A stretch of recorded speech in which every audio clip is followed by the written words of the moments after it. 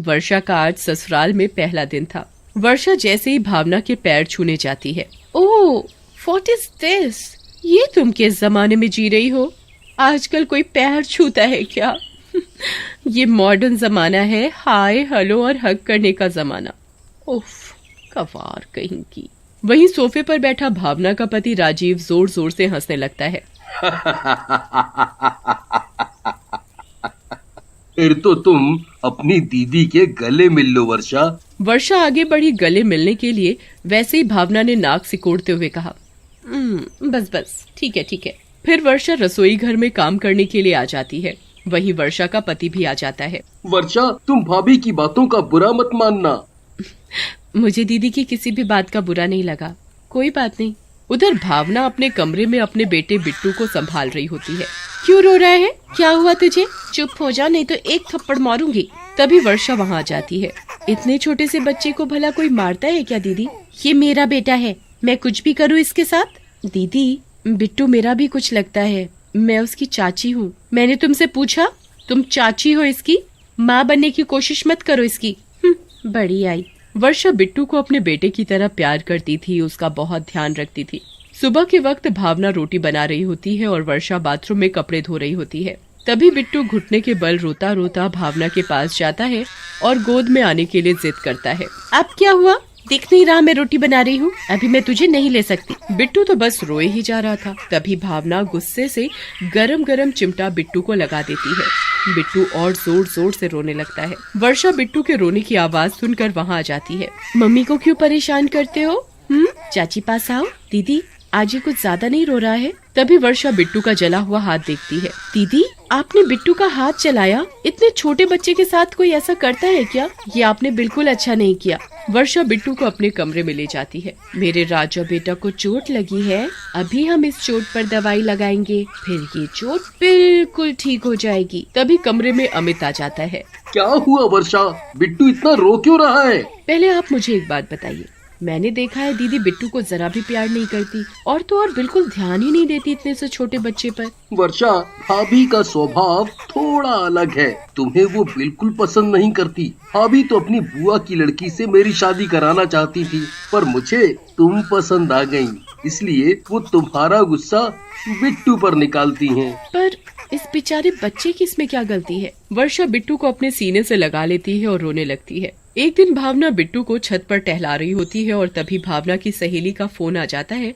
तो भावना बहुत खुश हो जाती है और बिट्टू को अपनी गोद से नीचे उतार देती है। भावना फोन पर बात करने में इतनी व्यस्त हो जाती है कि उसने ये नहीं देखा कि बिट्टू छत के किनारे तक पहुंच गया है। वर्षा छत पर कपड़े सुखाने आती है तो चिल्ला पड़ती है, बिट्टू! जैसे ही वो बिट्टू को पकड़ती है, भावना उसे देख लेती है और वर्षा को पैर अड़ाकर छत से नीचे गिरा देती है। वर्षा नीचे गिरते ही मर जाती है और तभी एक चुड़ैल बन जाती है। आवाज सुनकर राजीव और अमित भी बाहर आ जाते हैं और आसपास के लोग भी इकट्ठे हो जाते हैं। वर्षा, वर्षा, ये तुम्हें क्या हुआ? तुम मुझे छोड़कर नहीं जा सकती, मुझे छोड़कर तुम नहीं जा सकती वर्षा, नहीं जा सकती।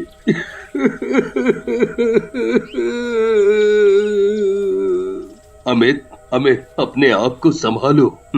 भावना, ये सब कैसे हुआ? उन दोनों को देखकर भावना रोने का नाटक करने लगती है।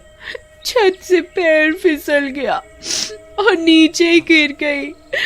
ओह, ये तो मेरी छोटी बहन जैसी थी। वर्षा, तुम मुझे छोड़कर नहीं जा सकती। अच्छा हुआ जब मर गई। सभी लोग वर्षा का अंतिम संस्कार कर देते हैं।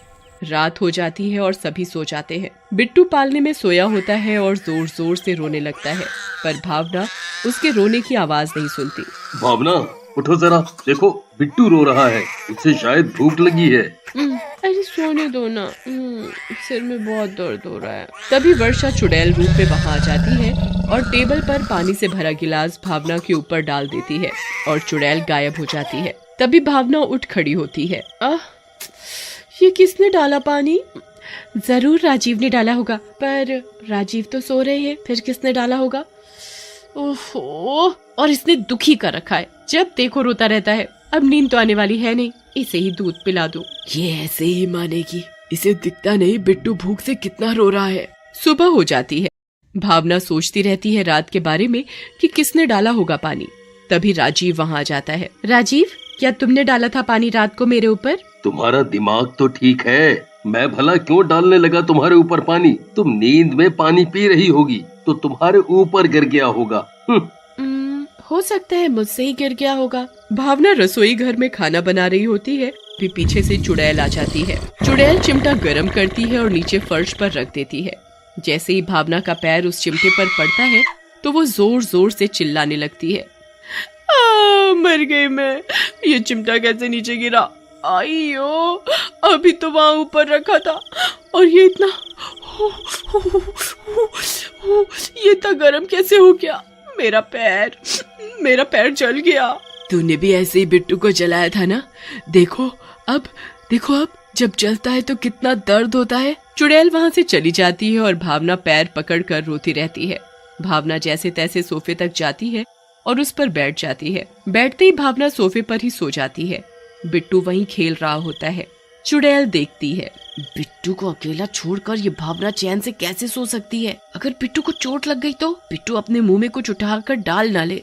नहीं, मैं ऐसा नहीं होने दूंगी। चुड़ैल बिट्टू को उठाकर कमरे में ले जाती है और उसके साथ खूब खेलती है। बिट्टू भी खूब खेलता है अपनी चुड़ैल चाची के साथ। फिर खेलकर चुड़ैल की गोद में ही सो जाता है।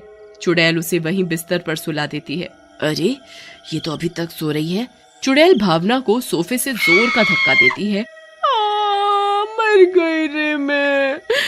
मर गई मैं, हाय, आइयो, बड़ी जोर का गिरी। कौन है? किसने गिराया मुझे? भावना उठकर इधर उधर देखती है पर वहाँ कोई नहीं होता। किसी ने तो दिया मुझे धक्का। तभी भावना को याद आता है कि बिट्टू कहाँ गया। बिट्टू, बेटा कहाँ हो? ये बिट्टू कहाँ चला गया? अरे, बिट्टू तो यहाँ बिस्तर पर सोया है। पर बिट्टू तो मेरे पास था, इतने ऊपर तो ये खुद नहीं चढ़ सकता। फिर किसने चढ़ाया इस ऊपर? अमित और राजीव भी ऑफिस से घर आ जाते हैं और सभी टेबल पर बैठकर खाना खाते हैं। अमित बिट्टू को टेबल पर बिठा देता है। तभी बिट्टू हाथ मारकर सारा खाना नीचे गिरा देता है। इस लड़की का मैं क्या करूं? सारा खाना गिरा दिया ना। और फिर भावना बिट्टू को मारने लगती है। तभी चुड़ैल भावना के सामने आ जाती है और भावना को एक जोर से थप्पड़ मारती है। चुड़ैल, क्यों पहचाना नहीं? मैं चुड़ैल नहीं, वर्षा हूँ। वर्षा, तुम चुड़ैल? वर्षा, तुम चुड़ैल? हाँ वर्षा, बताओ ना तुम चुड़ैल कैसे बनी? तुम्हारा तो हमने विधि विधान से अंतिम संस्कार कर दिया था, उसके बाद भी तुम ये? हाँ भैया, मैं सिर्फ बिट्टू के लिए यहाँ और ऐसे आई हूँ। मैं बिट्टू को बहुत प्यार करती हूँ। मैंने चाची बनकर नहीं, एक माँ के जैसे उसे प्यार किया। पर दीदी इतना बोलते ही चुड़ैल बहुत रोने लगती है। वर्षा, तुम रो नहीं, बताओ ना क्या हुआ? भाभी ने क्या किया? भावना घबरा जाती है कि ये मेरी पोल खोल देगी कि मैंने गिराया था छत से इसे। वर्षा, मेरी प्यारी बहन, तुम्हें बिट्टू बहुत याद करता है। मत बोलो मुझे बहन, तुमने कभी भी बिट्टू को माँ का प्यार नहीं दिया, उसका कभी भी ख्याल नहीं रखा। ऊपर से तुम उस मासूम सी जान पर हाथ उठाती हो। उस दिन तुम छत पर गई थी बिट्टू को लेकर और बिट्टू को नीचे उतार कर फोन पर बात करने लगी। फोन में तुम इतना खो गई कि बिट्टू की तरफ जरा भी ध्यान नहीं गया तुम्हारा कि वो छत के बिल्कुल किनारे पहुंच गया है। अगर मैं वक्त पर आकर उसे ना पकड़ती तो वो नीचे गिर जाता। पर तुमने क्या किया मेरे साथ? मुझे पैर अड़ाकर नीचे गिरा दिया। क्या भाभी, तुमने गिराया छत से वर्षा को और हमसे झूठ बोला कि पैर फिसलने की वजह से ये नीचे गिरी है? भावना, तुमने ये अच्छा नहीं किया। मुझे माफ कर दो वर्षा। तुम माफी के काबिल नहीं हो, तुम्हें तो जेल होनी चाहिए, जेल। मैं अभी फोन करके पुलिस को बुलाता हूँ। तभी राजीव चुड़ैल के आगे हाथ जोड़कर खड़ा हो जाता है। वर्षा, भावना को माफ कर दो। अमित को बोलो पुलिस को ना बुलाए। अगर भावना को पुलिस पकड़ कर ले गई तो बिट्टू का क्या होगा? बिट्टू का मासूम सा चेहरा देखकर चुड़ैल को तरस आ जाता है। ठीक है, पुलिस को कुछ नहीं बताऊंगी, पर भावना को वादा करना होगा कि वो कभी भी बिट्टू को नहीं मारेगी। एक बार फिर से मैं माफी मांगती हूँ। और चुड़ैल वहाँ से गायब हो जाती है।